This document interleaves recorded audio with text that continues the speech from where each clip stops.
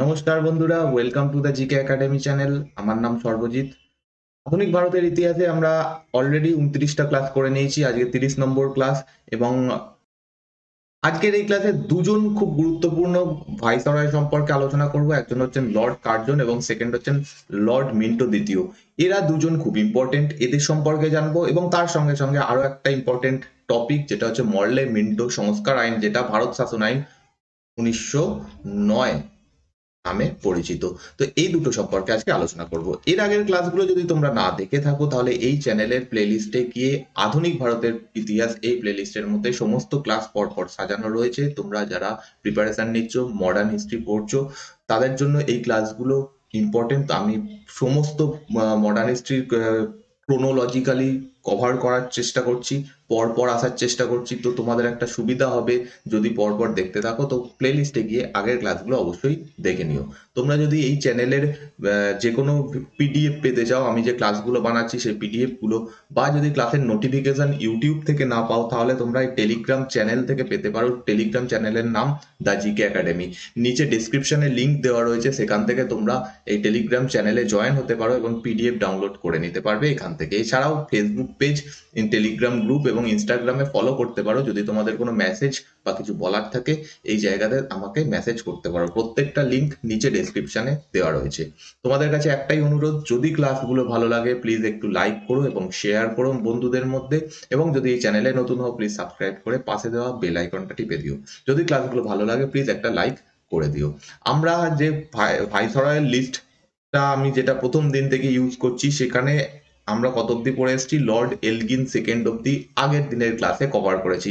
আজকে এই দুজনকে সম্পর্কে জানবো, লর্ড কার্জন এবং লর্ড মিন্টো সেকেন্ড। অ্যাকচুয়ালি এদের সময় অনেকগুলো ঘটনা ঘটে, ইম্পর্টেন্ট ঘটনা ঘটে, সেই জন্য মাত্র দুজনকেই আজকে আমরা কভার করব। নেক্সট দিনে বাকি আবার নেক্সট ক্লাসে বাকিদের সম্পর্কে জানবো। তো চলো আমরা শুরু করব লর্ড কার্জনকে দিয়ে, যিনি 1899 সালে দায়িত্ব গ্রহণ করেন এবং 1905 সাল অব্দি তিনি ভাইসরয় হিসেবে ছিলেন। এনার সময় ইম্পর্টেন্ট ঘটনা বলতেই ফার্স্ট যেটা মনে পড়ে সেটা হচ্ছে বঙ্গভঙ্গ। বঙ্গভঙ্গ অবশ্যই হয়েছিল, কিন্তু এই সময় আরো কিছু ইম্পর্টেন্ট ঘটনা ঘটে যেগুলো জানতে হবে। প্রথম যেটা হচ্ছে 1899 থেকে 1900 সাল, এই সময়টাতে আবার একটা দুর্ভিক্ষ দেখা যায়। আবার কেন বললাম, এর আগের দিন আমরা দেখে এসেছি একটা দুর্ভিক্ষের কথা জেনেছি, যেখানে দক্ষিণ ভারত অঞ্চলে ব্যাপক দুর্ভিক্ষ হয়েছিল। এই সময় মূলত উত্তর ভারতে, মধ্য ভারত এবং পশ্চিম, মূলত যে আমরা উত্তর ভারত অংশটা বলি, সেই অঞ্চলে দুর্ভিক্ষ হয়। এবং এই দুর্ভিক্ষটাও খুব বড় একটা দুর্ভিক্ষ ছিল, হাজার হাজার মানুষ মারা যায়। আগ্রা, অযোধ্যা, বাংলাতেও এর প্রভাব পড়েছিল। বাংলা বলতে শুধুমাত্র পশ্চিমবঙ্গ তো নয়, বা বাংলাদেশ নয়, বাংলা বলতে বিহার, উড়িষ্যা, এই সমস্ত জায়গাগুলো সেই সময় বাংলার মধ্যেই পড়তো। তো এই সমস্ত জায়গাতে দুর্ভিক্ষ হয়। মধ্যপ্রদেশে হয়, রাজপুতানা অঞ্চলে হয়, মানে হচ্ছে পশ্চিম ভারত যাকে বলি আমরা, গুজরাট, এই সমস্ত অঞ্চলে বড় একটা দুর্ভিক্ষ হয়। এবার বারে বারে এরকম দুর্ভিক্ষ কেন হচ্ছে? সিম্পল ব্যাপার, আগের দিন আমরা আলোচনা করেছি, ব্রিটিশ যে নীতি ছিল সেইটা খুবই খারাপ ছিল। এই সময় ট্যাক্সের রেট বেশি ছিল। কৃষক মেনলি, অন্যান্য শিল্প বা জীবিকা মোটামুটি এই সময় এন্ড হয়ে গেছিল। তো শুধুমাত্র কৃষকরা মানে কৃষিকাজ করে রয়েছে, আর কৃষকদের ওপর প্রচন্ড বেশি ট্যাক্সের বোঝা ছিল। এবার ভারতের যে কৃষিকাজ সেটা প্রকৃতি নির্ভর, যখন খরা হবে তখন প্রচুর মানে কৃষিকাজ হবে না, অন্যদিকে যদি বন্যা হয় তাহলেও প্রবলেম। তো এইরকম যখন প্রবলেম গুলো ছিল, যদি খরা হতো বা বন্যা হতো, ব্রিটিশ সরকার কোনোভাবেই ট্যাক্স রেট কমাতো না বা ট্যাক্স মাফ করতো না। এই প্রবলেম গুলোর জন্যই এত পর পর এত রেগুলারলি ফ্রিকোয়েন্টলি ভারতের বিভিন্ন জায়গাতে দুর্ভিক্ষ দেখা দিত। তো এই সময় 1899-1900-তে যে দুর্ভিক্ষ হয়, সেখানে প্রচুর মানুষ মারা যায়। তবে একটা ভালো জিনিস কার্জনের সময় যেটা হয়, কার্জন গভর্নমেন্ট কি করে, এইটাকে কেন হচ্ছে, এটাকে কিভাবে প্রতিকার করা যায় তার জন্য চিন্তা করে। এর আগে আমরা যখন লর্ড লিটনের সময় দেখেছিলাম, তখনও একটা দুর্ভিক্ষ হয়েছিল দক্ষিণ ভারতে। সেই সময় খুব একটা বেশি কিছু করা হয়নি, ঠিক আছে, দুর্ভিক্ষ হচ্ছে আমরা এখানে দিল্লি দরবার তৈরি করে, মানে দিল্লি দরবার অনুষ্ঠান করি, এইরকম চলছিল। কিন্তু এই সময় এসে এটা কার্জন এবং ব্রিটিশ সরকার বুঝতে পারে, যদি এই সময় যে দুর্ভিক্ষ হচ্ছে সেটাতে মুক্তির চেষ্টা না করা হয় তাহলে প্রবলেম হবে। কারণ অলরেডি এই সময় কংগ্রেস প্রতিষ্ঠা হয়ে গেছে, মুসলিম লীগ প্রতিষ্ঠা হবে, এখনো হয়নি, কিন্তু মুসলিমদের মধ্যে একটা ইউনিটি আস্তে আস্তে তৈরি হয়েছে আলিগড় আন্দোলনের মাধ্যমে।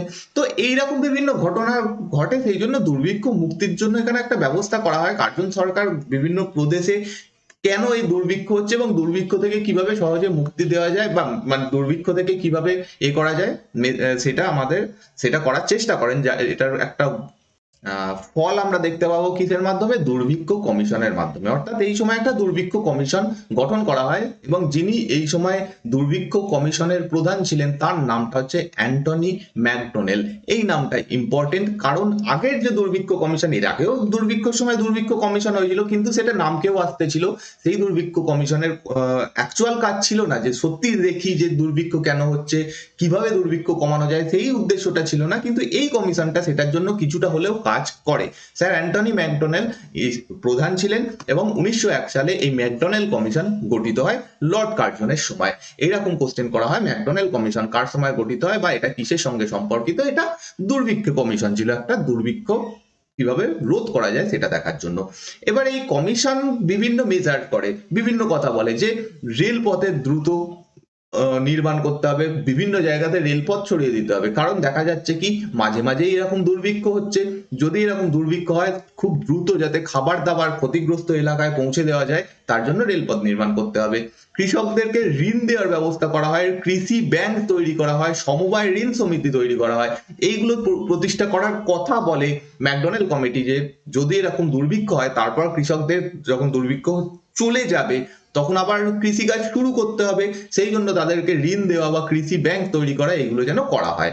নেক্সট বলা হচ্ছে যে যে এলাকায় দুর্ভিক্ষ হচ্ছে বেশি, তোমরা মানে সরকার তো দেখছে যে কোন জায়গায় দুর্ভিক্ষ বেশি হচ্ছে, সেই সেই জায়গাতে আলাদা আলাদা দুর্ভিক্ষ কমিশন স্থাপন করতে হবে এবং এরা দুর্ভিক্ষ নিবারণের ব্যবস্থা করবে। এটা তো একটা ওভারঅল দুর্ভিক্ষ কমিশন, যেটা বলতে পারো সেন্ট্রাল গভর্নমেন্টের দুর্ভিক্ষ কমিশন, এই ম্যাকডোনাল্ড কমিশন। তারা বলছে যে প্রদেশগুলোতে, রাজ্যগুলোতে যেখানে যেখানে প্রবলেম রয়েছে সেই জায়গাগুলোতে একটা করে দুর্ভিক্ষ কমিশন গঠন করা দরকার, সেচ কমিশন গঠন করার দরকার বলা হয়। কারণ সেচের জল, দেখো কেন এই প্রবলেমটা হচ্ছে, দুর্ভিক্ষ যদি কোনো সময় মূলত খরার কারণে এই দুর্ভিক্ষগুলো হতো।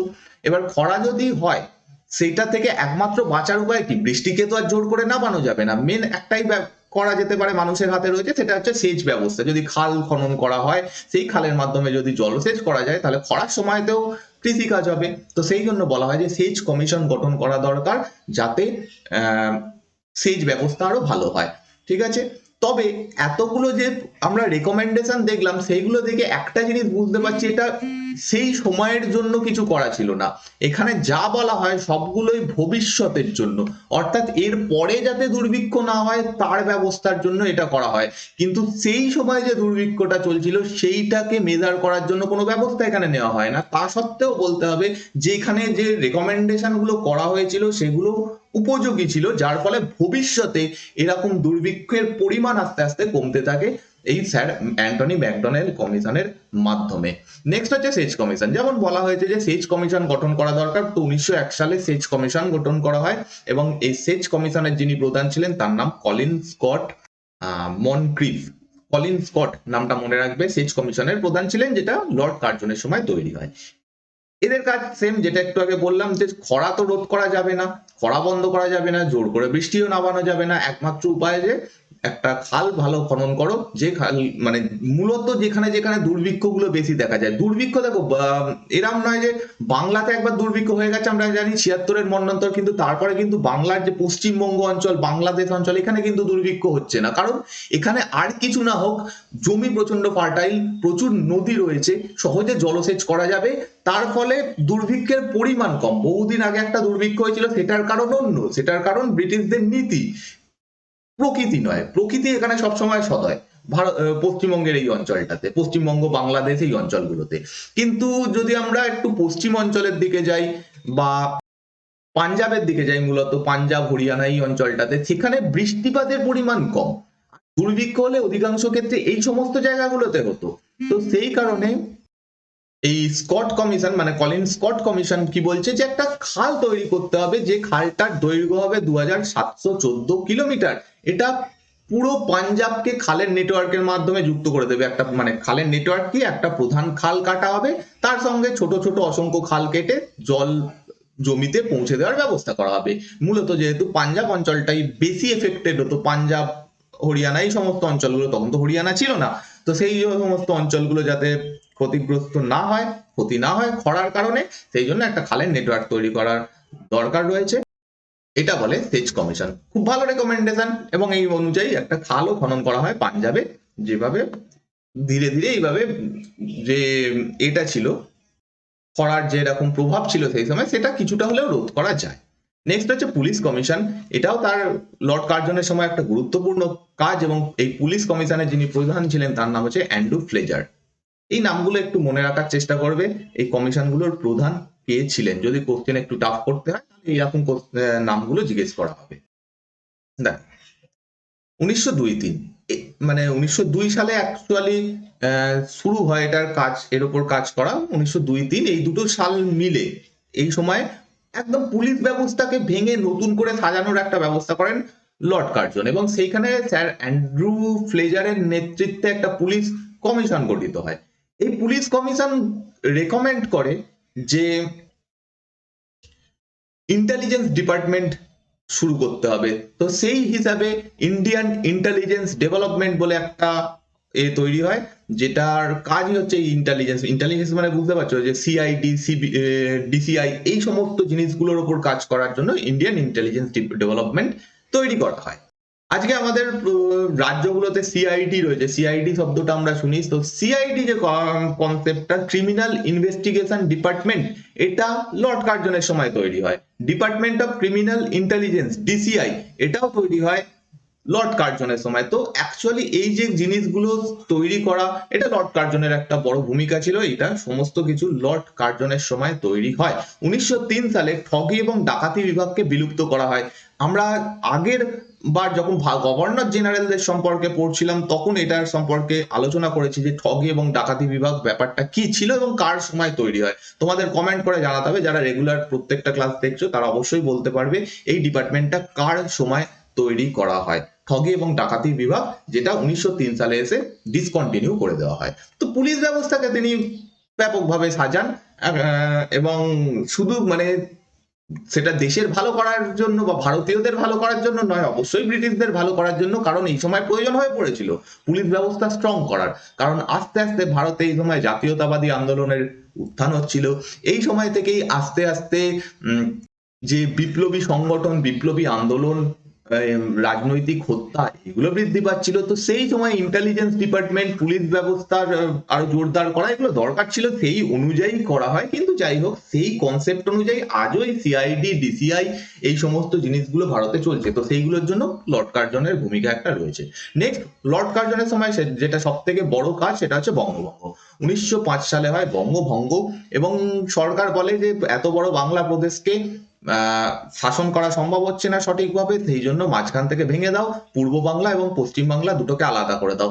এইটা কনসেপ্টের, এই ব্যাপারটার উপর আমি ডিটেলসে আলোচনা করেছি, সম্পূর্ণ দুটো আলাদা ক্লাস করিয়েছি, তাই এখানে আর ডিটেলসে যাব না। তাই 1905 সালে 16ই অক্টোবর এনার সময়তেই দুটো ভাগে বিভক্ত করা হয়, বঙ্গভঙ্গ এই সময় হয়। বঙ্গভঙ্গ করেই তিনি চলে যান।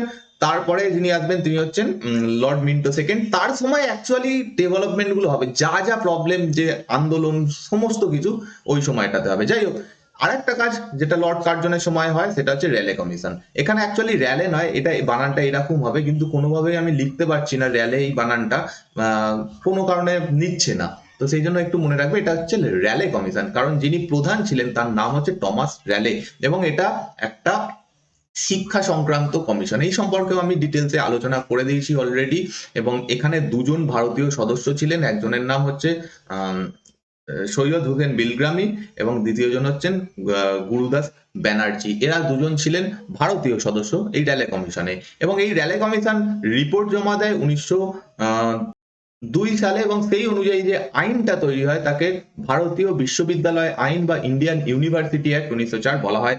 তো এইগুলো ইম্পর্টেন্ট, আমি এগুলো সম্পর্কে অলরেডি আলোচনা করে নিয়েছি, তাই আর ডিটেলসে যাচ্ছি না।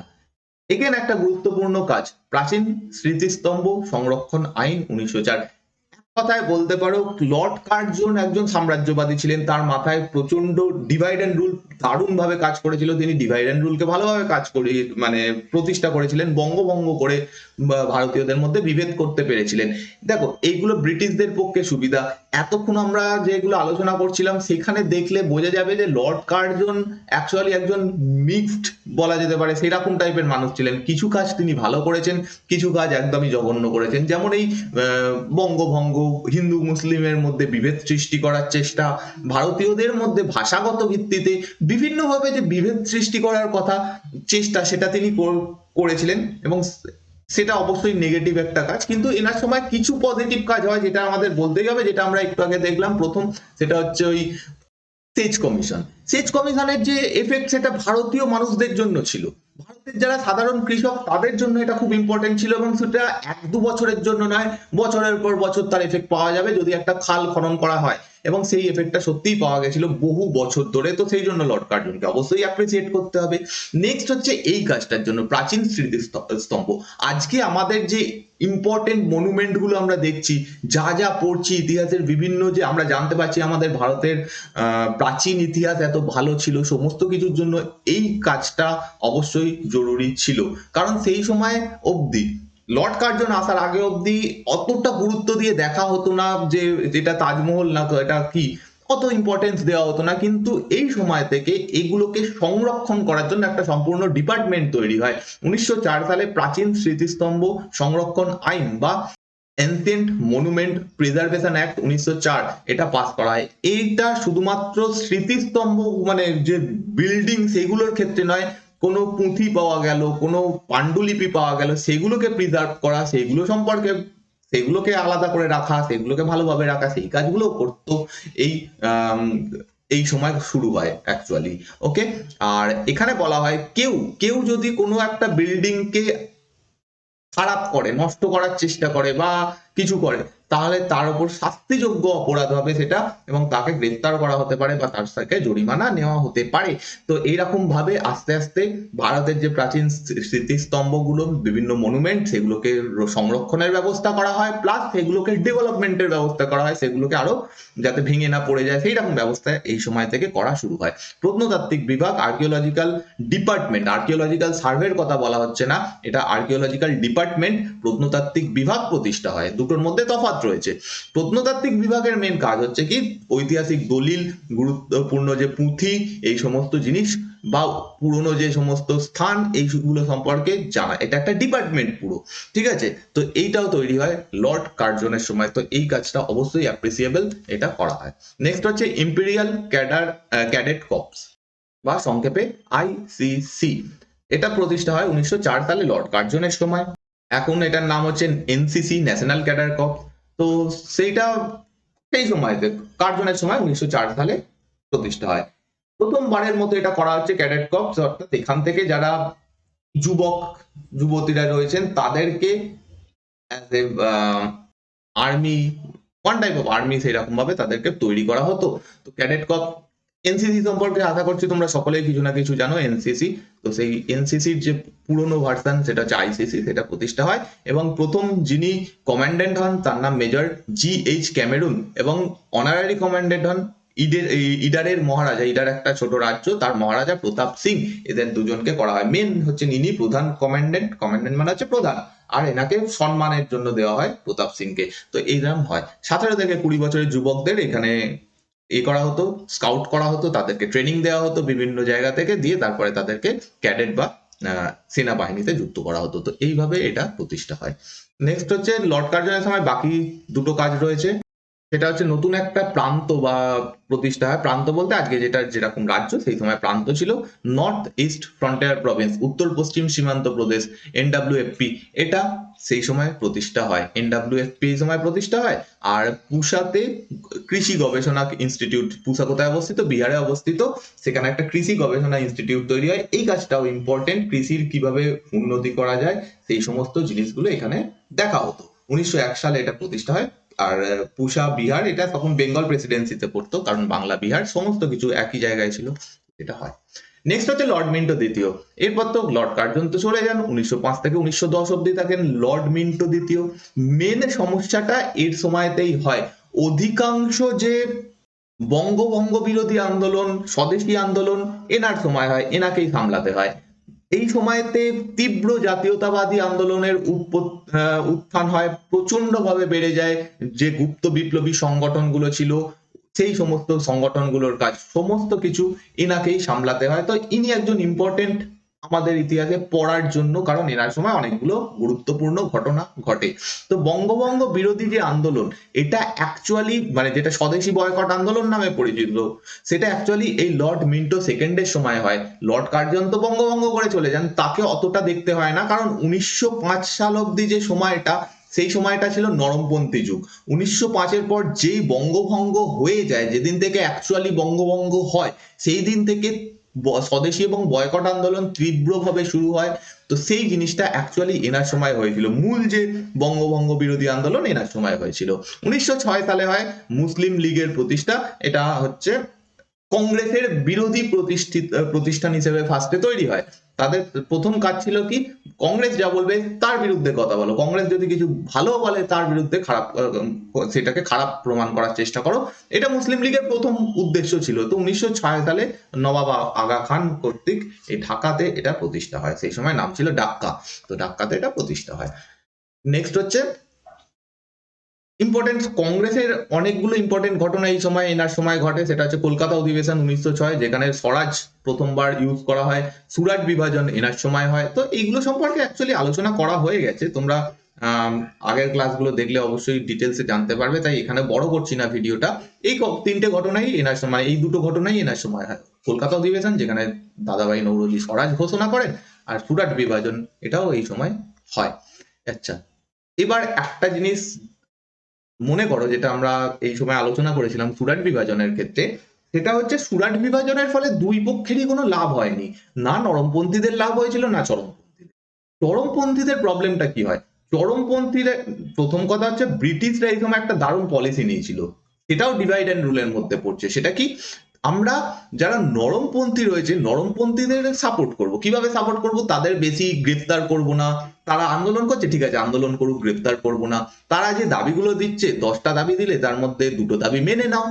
এরকম করলে অন্তত তারাও খুশি যে দেখো আমাদের সরকার 2টো দাবি তো মানছে, এরকম করতে করতে বাকি দাবিগুলোও মেনে নেবে।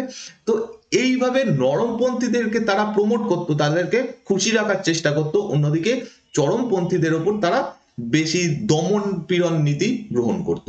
এবার যখন কংগ্রেস বিরোধ ভেঙে যায়, চরমপন্থীরা কংগ্রেস থেকে বেরিয়ে আসে, তখন এই যারা চরমপন্থী ছিল তাদের প্রতি তীব্র একটা দমন নীতি গ্রহণ করা হয় ব্রিটিশ সরকারের দ্বারা। এবং এই সময়তে একাধিক, এই 1907-08 সালের মধ্যে একাধিক আইন বানানো হয়, যে আইনগুলোর প্রত্যেকটারই টার্গেট ছিল এই চরমপন্থী আন্দোলনকারীরা বা যারা গুপ্ত বিপ্লবী সংগঠনের সঙ্গে যুক্ত তাদের, তারা ওকে। সেগুলো কি কি, রাষ্ট্রদ্রোহী সভা প্রতিরোধ আইন। অ্যাকচুয়ালি এগুলোর ইংলিশটা যদি তোমরা মনে রাখো সুবিধা হবে, কারণ এই নামটা আসবে না যদি পরীক্ষায় কোশ্চেন আসে, এরকম ভাবে আসবে। সিডিসিয়াস মিটিং অ্যাক্ট, নামের মধ্যেই বোঝা যাচ্ছে যদি কোনো একটা সভাতে এরকম ব্রিটিশ বিরোধী কথা বলা হয়, তাহলে সেই সভা থেকে সেই সভাটা পুরোপুরি বাতিল। এটা করা হয় 1907 সালে আইনের মাধ্যমে। তো নেক্সট হচ্ছে বিস্ফোরক দ্রব্য আইন, অর্থাৎ এক্সপ্লোসিভ সাবস্টেন্স অ্যাক্ট, 1908 সালে এটা পাস করা হয়। এবং এটার উদ্দেশ্য কি, যদি কেউ বিস্ফোরক দ্রব্য বানায়, কারণ এই সময় গুপ্ত বিপ্লবী সংগঠনগুলোর উত্থান হয়ে গেছে, তারা ব্যাপকভাবে আন্দোলন করছে, যখন তখন বোমা ফেলছে কারোর না কারোর উপরে। তো এইগুলোর জন্য একটা আইন তৈরি করা হয়, যে যে এই বিস্ফোরক দ্রব্য তৈরি করবে তাদেরকে গ্রেপ্তার করা যাবে, এরকম। সংবাদপত্র উস্কানিমূলক অপরাধ আইন 1908, newspaper incitement of offence act 1908, এটাও আমরা আলোচনা করেছি নিউজ পেপার চ্যাপ্টারে, যে 1908-এ বলা হয় যারা যে সমস্ত নিউজ পেপার গুলো উস্কানি দিচ্ছে, অর্থাৎ বিদ্রোহ করতে তোমাদের উস্কানি দিচ্ছে ভারতীয়দেরকে, সেইগুলোর ওপর যথাযথ ব্যবস্থা নিতে পারবে ব্রিটিশ সরকার, উইদাউট কোনো, মানে যেরকম তারা করতো সেইভাবে করতে পারে। তো এইগুলোর মাধ্যমে যেটা হয়, চরমপন্থীদের ওপর ব্যাপক এই সময় দমন নীতি নেওয়া হয়। মানে তারা যে একটা কোনো কাজ করবে সেই কাজ করার আগেই তাদের উপর তীব্র, হয়তো কোনো কিছু করেনি তা সত্ত্বেও তাদেরকে গ্রেপ্তার, এরকম বিভিন্ন রকম জিনিস এই সময় চরমপন্থীদের ওপর, বিশেষত গুপ্ত বিপ্লবী সংগঠন তার সঙ্গে যারা যুক্ত তাদের ওপর নেওয়া হয় এই সমস্ত আইনের মাধ্যমে। অন্যদিকে নরমপন্থী তারা জানতো যে কংগ্রেস, এখন কংগ্রেসে কারা পড়ে রয়েছে শুধুমাত্র নরমপন্থীরা, তাদের অত কিছু ক্ষমতা নেই, তারা শুধু আন্দোলন করবে, দু একটা অভিযোগ করবে, আবেদন নিবেদন করবে, দু একটা সভা করবে, এইটুকুই, তাদের পাওয়ার নেই। অর্থাৎ এক কথায় কংগ্রেসের কোনো পাওয়ার এই সময় নেই, এই সময়টাতে 1907-8 যতদিন না আবার লখনৌ প্যাক্ট হচ্ছে ততদিনের অবধি কথা আমরা বলছি। তো নরমপন্থীদের সেরকম কোনো ভূমিকা নেই। তো এই ক্ষেত্রে যেটা হয়, চরমপন্থীরা কোনো শক্তিশালী দল গঠন করতে সক্ষম হয় না, এবং এর এফেক্ট আমরা দেখব মর্লেমেন্টো রিফর্মের। না, এই একদিকে কংগ্রেস দুর্বল, একদিকে চরমপন্থীরাও যদি চায় যে আমরা একটা শক্তিশালী কংগ্রেসের মতো দল তৈরি করব, সেখানে শুধু চরমপন্থী লিডাররাই থাকবে, আমরা সেখান থেকে আন্দোলন করব, সেটাও হয় না। কোনোদিন ভেবে দেখবে যে কেন এই সময়টাতে কোনো বড় দল তৈরি হয়নি, কেন আমরা বারে বারে আলোচনা করে এসেছি যে বঙ্গভঙ্গ বিরোধী আন্দোলনে চরমপন্থীরা খুব বেশি পপুলার হয়ে যায় এবং ভারতের সাধারণ মানুষ চরমপন্থীদের সাপোর্ট করতে শুরু করেছিল। তা সত্ত্বেও তারা মানে একটা বড় সংগঠন কেন তৈরি করতে পারেনি, এর কারণ হচ্ছে এই সমস্ত আইনগুলো যার মাধ্যমে চরমপন্থীদের উপর ব্যাপকভাবে দমন করা হয়। এবং এই সময় যারা চরমপন্থী মূল লিডার ছিলেন, টপ লিডার, তারা বাধ্য হয় বিভিন্ন জায়গায় লুকিয়ে পড়তে বা রাজনীতি থেকে সরে যেতে, বা তাদেরকে যদি তারা সরে নাও যেতে চায় তাদেরকে কোনো বড় আইনের মানে বড় কোনো অপরাধের বাহানায়তে তাদেরকে গ্রেপ্তারের নির্দেশ দেওয়া হয়, আইন আদালতের চক্কর কাটতে হয়। তো এই করে পুরোপুরি চরমপন্থী আন্দোলনকে এই সময় দমন করার চেষ্টা করা হয়। যেমন অরবিন্দ ঘোষ তিনি রাজনীতি ছেড়ে দেন, বিপিন চন্দ্র পাল তিনি রাজনীতি থেকে সন্ন্যাস নিয়ে নেন, লালা লাজপত রায়কে ফাঁসিয়ে দেওয়া হয়, মানে তাকে ইংল্যান্ডে চলে যেতে হয় কারণ একটা মামলার জন্য। তো এইভাবে চরমপন্থীদের দমন করা হয় এই সময়টাতে, লর্ড মিন্টো সেকেন্ডের সময়। কিন্তু তা সত্ত্বেও কিন্তু গুপ্ত বিপ্লবী সংগঠন বা এই সমস্ত যে কাজগুলো সেগুলো কিন্তু বন্ধ ছিল না। এই সময়তে ব্যাপক ব্যাপক এবং বড় বড় ঘটনা ঘটে, গুপ্ত বিপ্লবী সংগঠনগুলো ঘটায়। তার মধ্যে একটা হচ্ছে ইন্ডিয়া হাউস প্রতিষ্ঠা, এটা একটা বড় ঘটনা। আমরা অ্যাকচুয়ালি এই যে গুপ্ত বিপ্লবী সংগঠনগুলো সেইগুলো সম্পর্কে আমি কোনো ভিডিও বানাইনি, নেক্সট ভিডিওতে আমি এই সবগুলো সম্পর্কে ডিটেলসে আলোচনা করব, সেখানে আরো ডিটেলসে জানবো যে এই ব্যাপারগুলো কি হয়েছিল।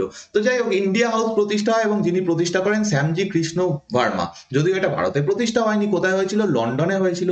মেন উদ্দেশ্য ছিল যারা ভারতীয়রা লন্ডনে আসছে তাদেরকে থাকতে দেওয়া, তাদেরকে তাদের থাকার ব্যবস্থা করা, কিন্তু অ্যাকচুয়ালি এটার মাধ্যমে এটাই করা হয়েছিল যে ভারত থেকে যারা বিপ্লবী ছিল তারা যখন ভারতে এই লন্ডনে আসছে তাদেরকে জায়গা দেওয়া, মেন উদ্দেশ্য এটাই ছিল। আর এরা একটা নিউজ পেপার পাবলিশ করতো যেটার নাম হচ্ছে ইন্ডিয়ান সোসিওলজিস্ট। এই সম্পর্কে কোনো চিন্তা নেই, এর পরের ক্লাসে আমি ডিটেলসে এদের সম্পর্কে আলোচনা করব। এরা ছিল হচ্ছে ইন্ডিয়া হাউসের মেম্বার। খুব ফেমাস ফেমাস নাম, ভিডি সাভারকর, মদনলাল ধিংরা, ভিএন চ্যাটার্জি, লালা হরদয়াল, ভিভিএস আয়ার, ঠিক আছে, পিটি আচার্য, এরা এরকম ছিল, পিএম বাপত, এরা সবাই ইন্ডিয়া হাউসের মেম্বার ছিল। এবং এইখান থেকেই ইন্ডিয়া হাউসেরই একজন মেম্বার মদনলাল ধিংরা 1909 সালে কার্জন ওয়াইলিকে হত্যা করে দেন। এই ঘটনাটা খুব ফেমাস ঘটনা হয়ে যায়, খুব ইম্পর্টেন্ট ঘটনা। এতদিন অব্দি যে গুপ্ত বিপ্লবী সংগঠন বা তাদের যে কার্যক্রম সেটা কোথায় ছিল, শুধুমাত্র ভারতে ছিল। ভারতে কোনো ব্রিটিশ অফিসারকে তারা হত্যা করে দিত, এরকম করতো।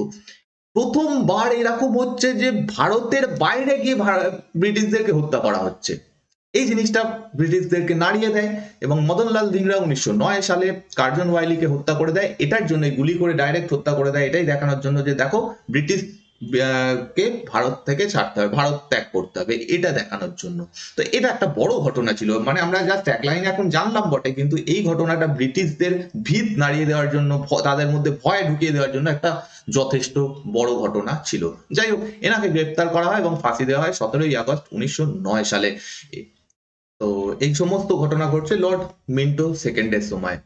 এবং অনুশীলন সমিতি প্রতিষ্ঠা, যেটাও হয়েছে কার সময়, মানে অনুশীলন সমিতি আগে প্রতিষ্ঠা হয়ে গেছে, কিন্তু মেন যে কাজকর্ম সেগুলো হচ্ছে এগেন লর্ড মিন্টো সেকেন্ডের সময়। অনুশীলন সমিতি 1902 থেকে 1908 অব্দি কাজ করে, কারণ 1902 তে প্রতিষ্ঠা হয় এবং 1908 হয় হচ্ছে আলিপুর বোমা মামলা। তার ফলে অনুশীলন সমিতির কাজ কিছুদিনের জন্য বন্ধ থাকে, তারপরে আবার শুরু হবে। যাই হোক, অনুশীলন সমিতির যুগান্তর দল আলাদা কিছু নয়, এই সম্পর্কে ডিটেলস এখন আর অ্যাড করবো না, পরে এটা সম্পর্কে আলোচনা করবো। যাই হোক, অনুশীলন সমিতি প্রতিষ্ঠা করেন প্রমথনাথ মিত্র বা পি মিত্র। তিনি এটা প্রতিষ্ঠা করেন একটা প্রথমে আখড়া হিসেবে, যে এখানে আখড়া বলতে যেখানে শরীর চর্চা করা হয় সেই আখড়া তৈরি করেন, যেখানে সবাই এসে এক জায়গায় হবে। কিন্তু আখড়ার পিছনে অ্যাকচুয়ালি এটা একটা গুপ্ত বিপ্লবী সংগঠন ছিল, এবং ভারতের ইতিহাসে যে গুপ্ত বিপ্লবী সংগঠনগুলো গঠিত হয়েছে তার মধ্যে অনুশীলন সমিতির নাম অবশ্যই সবার আগে রাখতে হবে, কারণ বিশাল বড় একটা ঘটনা এখান থেকেই ঘটে।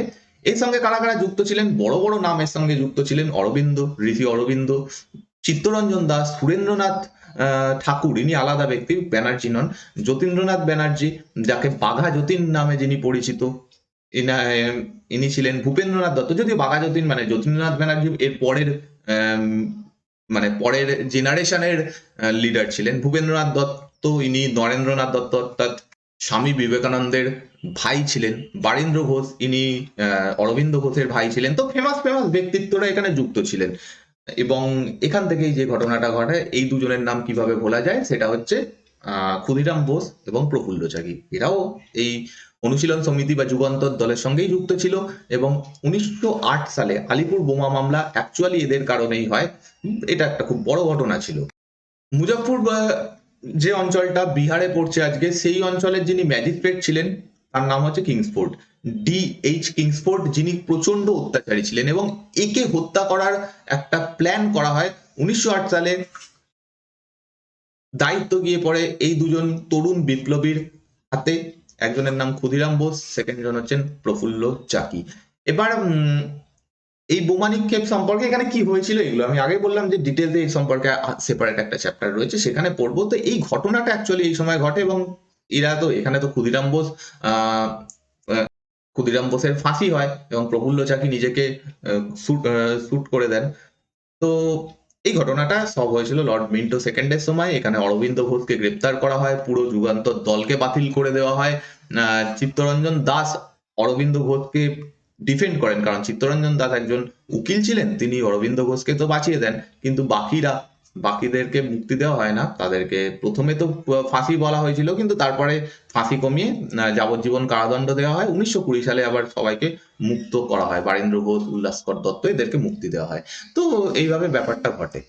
এগেন আর একটা গুরুত্বপূর্ণ ঘটনা এনার সময় ঘটে, নাসিক ষড়যন্ত্র মামলা। বুঝতে পারছো কতগুলো ইম্পর্টেন্ট ঘটনা এনার সময় ঘটে, এবং সবগুলোই প্রায় এরকম বিপ্লবী আন্দোলন বা কোনো আন্দোলনই ঘটেছে। নাসিক ষড়যন্ত্র মামলা এটা মহারাষ্ট্রের ঘটনা। 1904 সালে অভিনব ভারত সোসাইটি, যেটা ভিডি সাভারকর প্রতিষ্ঠা করেছিলেন, অভিনব ভারত সোসাইটি, সেই অর্গানাইজেশনের একজন মেম্বার যার নাম অনন্ত লক্ষণ কানহারে, ইনি এমডি জ্যাকসনকে গুলি করে হত্যা করেন, ডাইরেক্ট শুট ডেট। এবং এখানে অভিনব ভারতের 27 জনকে গ্রেপ্তার করা হয়, তাদেরকে শাস্তি দেওয়া হয়। গণেশ সাভারকর যিনি ভিডি সাভারকরের ভাই ছিলেন, তাকে আন্দামানে পাঠিয়ে দেওয়া হয়। তো এরকম ঘটনা ঘটে, নাসিক ষড়যন্ত্র মামলা এনার সময় হয়। এবং ফাইনালি এনার সময় ইন্ডিয়ান কাউন্সিল অ্যাক্ট 1909 বা ভারত শাসন আইন 1909 পাস করা হয়, যেটা মর্লে মিন্টো সংস্কার নামে পরিচিত, এবং ফার্স্ট টাইম এখানে সাম্প্রদায়িক প্রতিনিধিত্বের কথা বলা হয়। সাম্প্রদায়িক প্রতিনিধিত্ব মানে কি সেটা সম্পর্কে আমরা জানবো। ইন্ডিয়ান কাউন্সিল অ্যাক্ট 1909 বা মর্লে মিন্টো সংস্কার। এর আগে একটু ব্যাকগ্রাউন্ড জানতে হবে, কেন হঠাৎ করে 1909 সালে একটা সংস্কার আইন বা মর্লে মিন্টো সংস্কার যেটাকে বলছি, সেটা ব্রিটিশ সরকার নিয়ে আসছে। প্রথম হচ্ছে কংগ্রেস। কংগ্রেস বহুদিন ধরে দাবি জানিয়ে আসছে যে তাদেরকে কিছু সুবিধা দিতে হবে। কি তার মধ্যে সব থেকে বড় ডিমান্ড এই সময় কি ছিল, সেটা হচ্ছে ডোমিনিয়ন স্ট্যাটাস, স্বায়ত্ত শাসন দেওয়া, প্লাস যে আইনসভাগুলো তৈরি হয়েছে সেখানে আইনসভাতে বেশি করে ভারতীয়দেরকে নিয়ে যেতে হবে, বেশি ভারতীয়দেরকে সেখানে স্থান দিতে হবে। এই দুটো ছিল কংগ্রেসের সব থেকে বড় দাবি। অন্যদিকে এই সময় মুসলিম লীগও তৈরি হয়ে গেছে, মুসলিম লীগও প্রতিষ্ঠা হয়ে গেছে। মুসলিম লীগেরও একটা দাবি ছিল, সেটা হচ্ছে মুসলিম যারা ব্যক্তি, তাদের যারা নির্বাচিত সদস্য, তারা নিজেদেরকেই করবে, মানে মুসলিম যারা আইনসভার মেম্বার হবে তাদেরকে নির্বাচন করবে মুসলিম জনসংখ্যার মানুষ, তারা অন্যদের দ্বারা নির্বাচিত হবে না। এটাকে সেপারেট ইলেকশন বলা হয়। তো হচ্ছে সেপারেট ইলেকশন। তো এই দুটো দাবি দুটো বড় সংগঠন থেকে আসছে, এবং তখন এরা তখন ব্রিটিশ সরকার ভাবে যে এদের দুজনকেই কিছু না কিছু ভাবে খুশি করতে হবে। প্রথম কথা, স্বায়ত্ত শাসন দেওয়াটা সম্ভব নয়, কিন্তু আইনসভাতে তো আমরা সদস্য সংখ্যা বৃদ্ধি করতেই পারি। অন্যদিকে সেপারেট ইলেকশন দিলে আমাদেরই সুবিধা, কারণ যে পলিসি নিয়ে ব্রিটিশ সরকার এই সময় চলছিল সেটা হচ্ছে divide and rule. Separate election দিলে সেটা আরো বৃদ্ধি পাবে, স্বাভাবিক, ব্রিটিশ সরকার চাইবেই সেটা করতে। তো এই দুটোরই তারা করে, দুটোই মেনে নেয় এইটার মাধ্যমে, মরলে মিন্টো সংস্কার বা ইন্ডিয়ান কাউন্সিল অ্যাক্ট 1909 এর মাধ্যমে। দেখো, ব্রিটেনেও সেম পার্লামেন্ট সিস্টেম রয়েছে, লোয়ার হাউস, তারপরে হচ্ছে আপার হাউস, ঠিক আছে, লোয়ার হাউস, আপার হাউস, তারপর হচ্ছে রানী, কুইন, ঠিক আছে। কোনো আইন যদি পাস হয় লোয়ার হাউস থেকে শুরু হয়, তারপর আপার হাউসে যাবে, আপার হাউসেও যদি পাস হয় তারপর ফাইনালি কুইনের কাছে যাবে, রানীর কাছে যাবে। রানী যদি সেটা অনুমোদন করে, সেটা আইনটা মানে সেই বিলটা আইনে পরিণত হবে, যেমন করে আমাদের এখানে আজকে সিস্টেম রয়েছে। তো সেইভাবে এই আইনটাও শুরু হয়, এটাও বিলটা শুরু হয়, মরলে মিন্টো সংস্কার বিল। সেটা 1909 সালের 25শে মে রাজকীয় অনুমোদন পায়। রাজকীয় অনুমোদন মানে কুইন, রানী এটাকে অ্যাকসেপ্ট করে, ফাইনালি আইনে পরিণত হয়। এবং এখানে নাম দেওয়া হয় মরলে মিন্টো সংস্কার আইন, কারণ এই সময় যিনি ভাইসরয় ছিলেন ভারতের, তার নাম হচ্ছে মিন্টো, লর্ড মিন্টো সেকেন্ড, যার সম্পর্কে এতক্ষণ ধরে পড়ছি। তাকে, এনার নাম ছিল হচ্ছে চতুর্থ আর্ল অফ মিন্টো। আর্ল হচ্ছে একটা উপাধি, খুব বড় উপাধি ছিল সে ইংল্যান্ডের, তো আর্ল অফ মিন্টো তার নাম ছিল।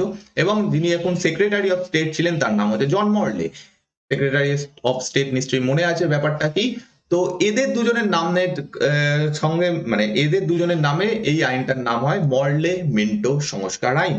তো এখানে মেনলি কি বলা হয়, প্রথম যেটা করা হয় সেটা হচ্ছে কংগ্রেসের একটা দাবিকে মানা হয়, আইন পরিষদকে সম্প্রসারণ করা হয়। আইন পরিষদ বলতে যে লেজিসলেটিভ কাউন্সিল রয়েছে সেটাকে বড় করা হয়। আগে সদস্য সংখ্যা ছিল 16 কেন্দ্রীয় আইন পরিষদের, সেটা বাড়িয়ে 60 করে দেওয়া হয়, অনেকটা বৃদ্ধি করা হয়।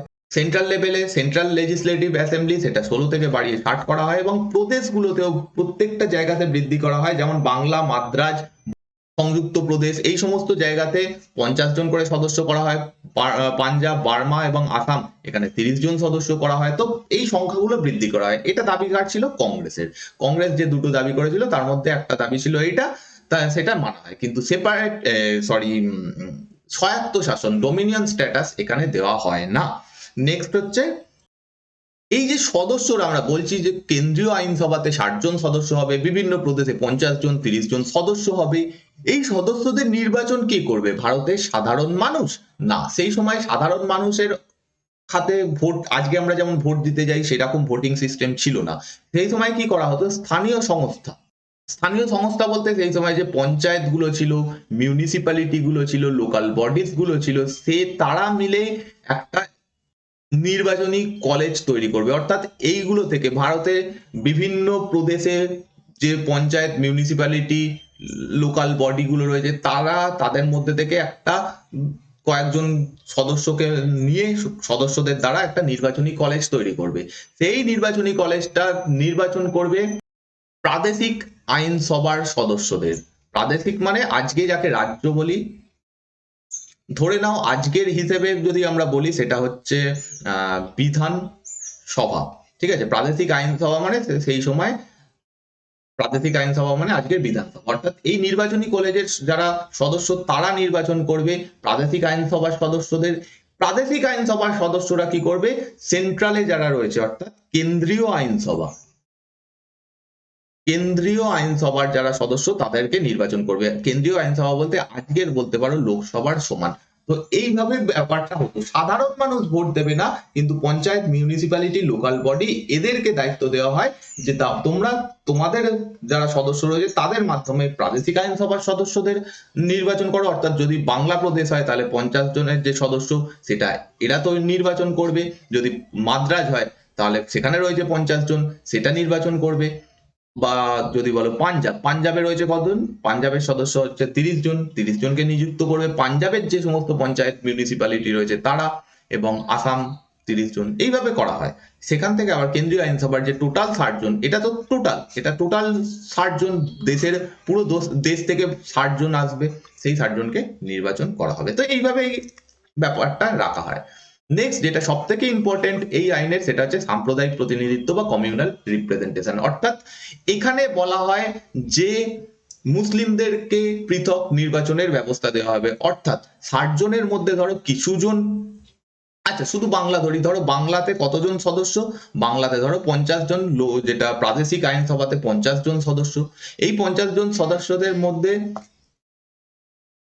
এই 50 জন সদস্যদের মধ্যে ধরো 10 জন হচ্ছে মুসলিম, বাকিরা অন্যান্য জায়গা থেকে আসছেন, বাকিরা অন্যান্য কমিউনিটি থেকে রয়েছে। এবার ভোট হবে, কারা ভোট দেবে? পঞ্চায়েতের যারা সদস্য, বাংলার যত পঞ্চায়েত রয়েছে তাদের মধ্যে থেকে কিছু ব্যক্তিরা, একটা ইলেকটোরাল কোলাজ তৈরি করা হচ্ছে, সেখানে পঞ্চায়েতের সদস্যরা থাকবে, মিউনিসিপ্যালিটির সদস্যরা থাকবে। ধরো এরকম ভাবে 200 জনের একটা কলেজ তৈরি করা হয়েছে, যারা এই 50 জনকে নির্বাচন করবে, মানে এরা ভোট দিয়ে নির্বাচন করবে। এবার এইখান থেকে 200 জনের মধ্যে ধরো রয়েছে 150 জন অন্যান্য ধর্মের মানুষ, এবং 50 জন রয়েছে হচ্ছে মুসলিম। ঠিক আছে, এই 50 জনই 10 জনকে নির্বাচন করতে পারবে, বাকিরা কেউ এই ভোটটাতে অংশগ্রহণ করতে পারবে না। এটা হচ্ছে সেপারেট ইলেকশন। সিম্পল ব্যাপার হচ্ছে, যারা মুসলিম লিডার হচ্ছে সেই মুসলিম লিডারদেরকে নির্বাচন করবে অনলি মুসলিমরা, সেখানে অন্য কোনো জাতির, অন্য কোনো ধর্মের মানুষ সেখানে সেই ভোটে অংশগ্রহণ করবে না। বাকিরা যারা, যে 150 জন পড়ে থাকছে এই ইলেকটোরাল কলেজে, তারা বাকি যে 40 জন রয়েছে তাদের ভোটে অংশগ্রহণ করবে, তাদেরকে নির্বাচন করবে। এইভাবে করা হয় সাম্প্রদায়িক প্রতিনিধিত্ব।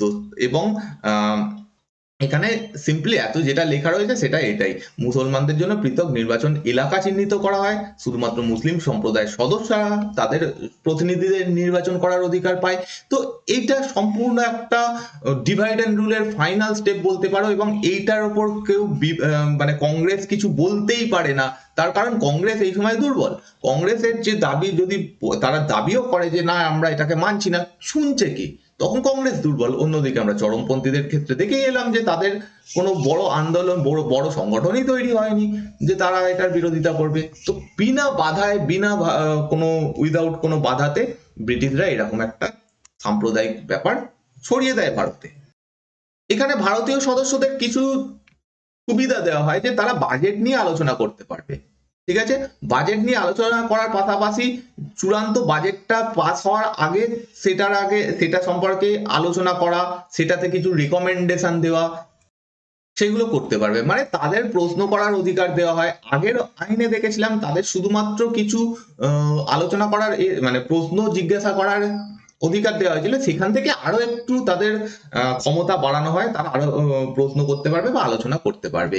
তবে একটা কথা ঠিক, যে এই আইনের ভারতীয়দের যে মূল উদ্দেশ্য ছিল, মূল যেটা দাবি ছিল, যে স্বায়ত্তশাসন লাভ করা, দায়িত্বশীল সরকার প্রতিষ্ঠা করা, সেটা হয়ে ওঠেনি।